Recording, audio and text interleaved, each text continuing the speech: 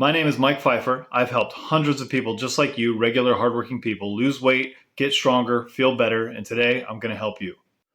Today's topic is managing the holidays. And I don't mean the awkward conversations you might have at the dinner table or trying to tell somebody you don't like their dish or trying to figure out how to avoid, playing with your nieces and nephews or all the screaming and shouting and going to hide, right? None of that stuff. What I'm talking about is more when it comes to your health, right?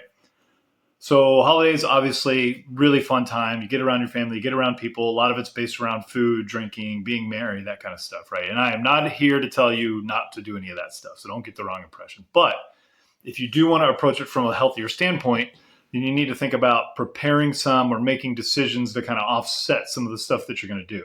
So on a personal level, what I do is about 6 weeks ahead of time, like the time of this recording, it's near Thanksgiving. So 6 weeks back, I go ahead and plan on losing about 5 pounds. That way I know that this week I can kind of give myself a little bit of leeway, have a little more calories than I might normally consume.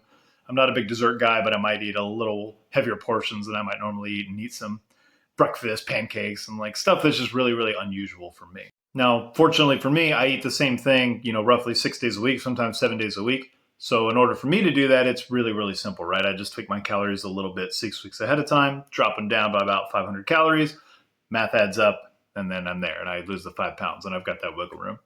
Now, I understand for most people, that's probably not going to be the way you're going to approach it. But hey, if you can, I'll definitely help you figure out your macros and kind of work on some of that stuff. So if you need help doing it that way, then by all means, come speak to me.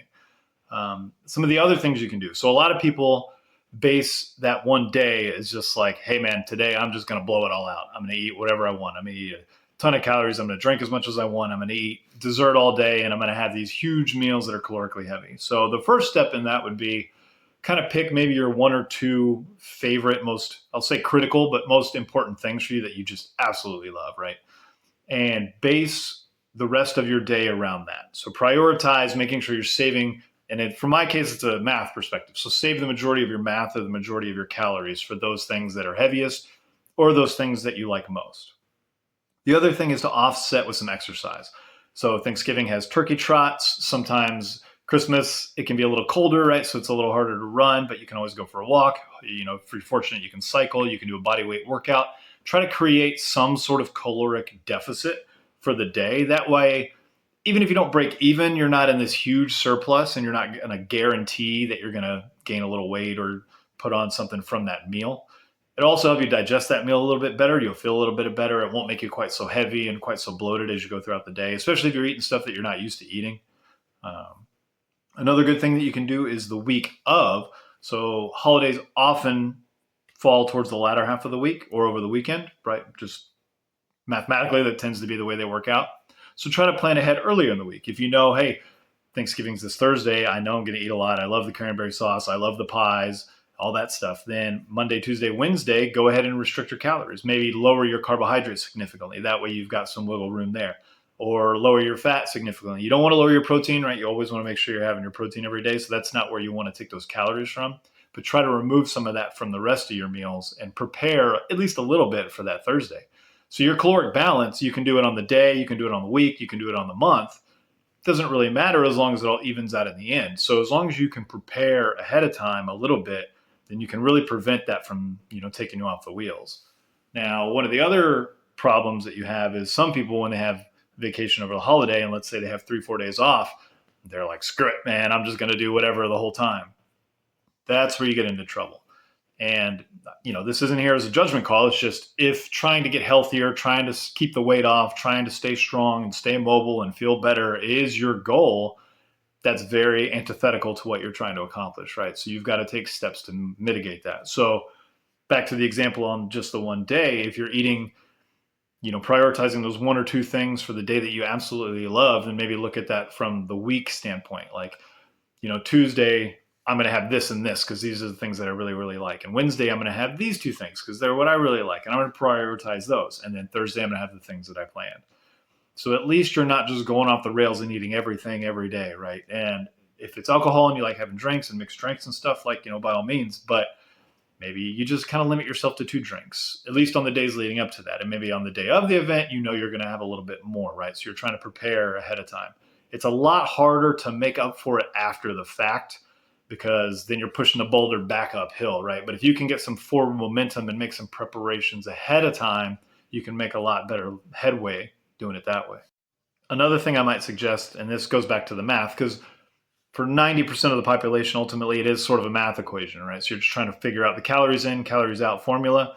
It's not perfect. It's not always true, but in large portion, it is kind of the primary thing that you're trying to focus on. So if I'm going to eat a lot of calories, I need to do a lot of exercise, right? If I didn't plan ahead, I didn't already prep and lose some weight, I haven't done anything the week before or the couple days before leading up to that to try to kind of balance that math out. It's like a budget, right? So you're trying to balance that out.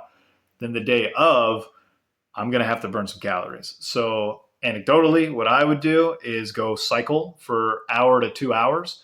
I'd probably also get another 45-minute lift in. Fortunately, you're off that day, or at least hopefully, you might have a job that doesn't allow you to do that. And then this whole video is probably moot, but trying to get ahead of it as much as you can. So you can't out train a bad diet, at least not in the long term, but you can at least try to break even on the day, right? So if you can just, kick your own butt and burn a lot of calories that day, you can at least break even. So if you need to get up a little bit earlier, if you need to prep, some meals ahead of time or the day before, you've got a little more time on the day of, just really try to get ahead of that. Another big thing, this applies to every day of your life, not just that, but anytime you're going to go out to eat or you're going to eat something off menu or you're going to have something that's heavy calorie, save most of your calories for that meal. So for example, when you go out to eat, and in this case, you might be going out to eat too, because over holidays, the meal that you get while you're out is going to be more calorically heavy than anything you probably eat on your own, especially if you're making the majority of your own food. It tends to be lighter, leaner, not as many calories, right? But when you go out to eat, they're putting butter in, they're putting oil in. That's why that stuff tastes so good, right? So you're going to end up with a lot more calories. So the majority of the calories that are going to come from those meals that you're having, either going out or having over the holidays, are going to come from fats and carbohydrates. Fats being the most calorically dense and carbohydrates tending to be the most abundant, right? So throughout the day leading up to that meal, try to just eat primarily protein. And I tend to say protein and vegetables. That way you're pretty full. You're getting some nutrients and vitamins and minerals and stuff in there too. And just save all of your fat and your carbohydrates for those big meals. That way you're a lot less likely to go over your budget of calories for the day. And you could do the same thing, like I mentioned, if you're doing it for a couple days. You've got your one or two things that you're really prioritizing that you want to make sure you enjoy and you want to save your calories for. So before you eat those things, make sure to just eat protein and vegetables. Or let's say it's dessert, right? You're just an absolute dessert lover and you really want that pecan pie. Then maybe in that meal, if that's the priority, maybe the mashed potatoes aren't that big a deal to you. Maybe the yams aren't that big a deal to you. But that pecan pie, that's what you're looking for. So in your meal, you're going to have your dessert, which is going to have a lot of fat and carbohydrates. In that individual meal, just fill up on protein and vegetables and save all those heavy calories for the dessert. That's way more important to you than the mashed potatoes. And just, you think about it as a budget and you think about prioritizing the food that's going to bring you the most joy and that you're going to care about the most and making sure you want to eat. So I hope that's helpful for some of you. Again, it's calories in, calories out, either planning ahead and doing things to set yourself up to have a bigger budget for those days that you're going to eat not as well, or adjusting your budget a few days before on that day. So burning a lot more calories so you've got more wiggle room in your caloric intake, and trying to prioritize most of your calories coming from those items that you really, really want to enjoy. All right. Thank you.